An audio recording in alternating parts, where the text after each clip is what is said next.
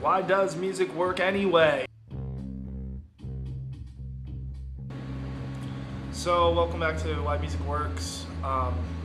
Thanks for the comments. If you've seen the first video, I'm guessing you have. If you're watching this, you liked it. So it's pretty boss. I'm gonna probably do a lot of editing of this one. I was pretty clean on my first video, so I'm gonna ramble, yada yada. I'm already doing that.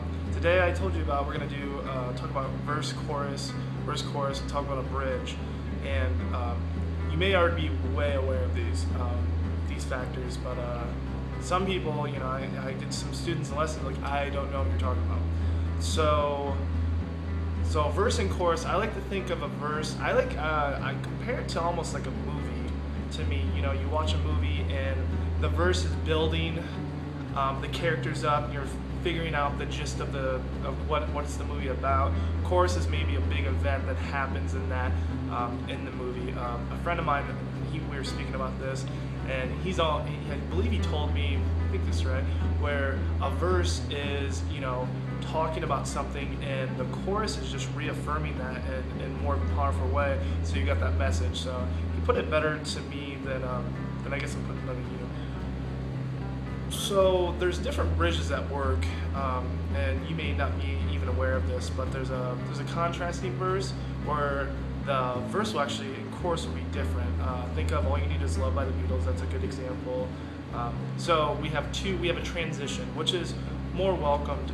Well, like in my writing, I try to make sure to do that most of the time. There's also a simple verse, where the music actually just doesn't change, it just keeps on going. A good example would be Louie Louie. And then there's a simple verse form where there's actually really no chorus.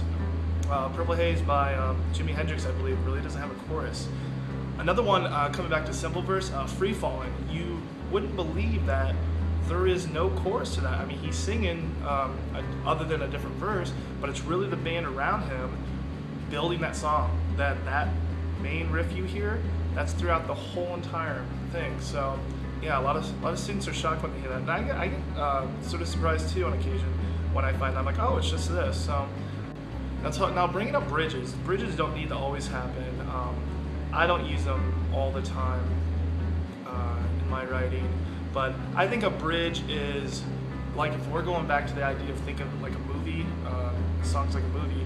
So the bridge is like the turning point. Think of it like a comedy, and the guy and the girl have a falling out, or friends have a falling out. There's sort of that tension, and it's in search of resolution.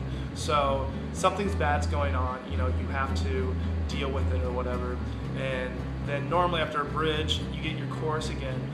Generally, if we're talking music theory wise, Taylor Swift is really well known for this. It gets a little tacky to me at times, even though I don't mind Taylor Swift in her music. But it's always that minor sixth chord. So remember, we were talking about when we're in the key of G, the sixth note chord in the key of G is E minor. There's so many songs of hers that I actually start playing E minor when I know the chorus is going, the bridge is going to happen.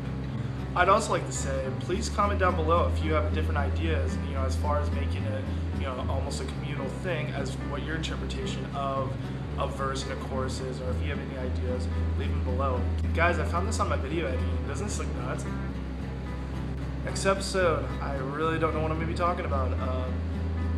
Maybe do something with Bob Dylan, like Rolling Stone, talk about that song, or just talk about a song in general. So yeah, that's why music works. Thanks. Tim Duncan and David Robinson were on a team together. Same team. They won a ring. That's nuts. Tim is so old.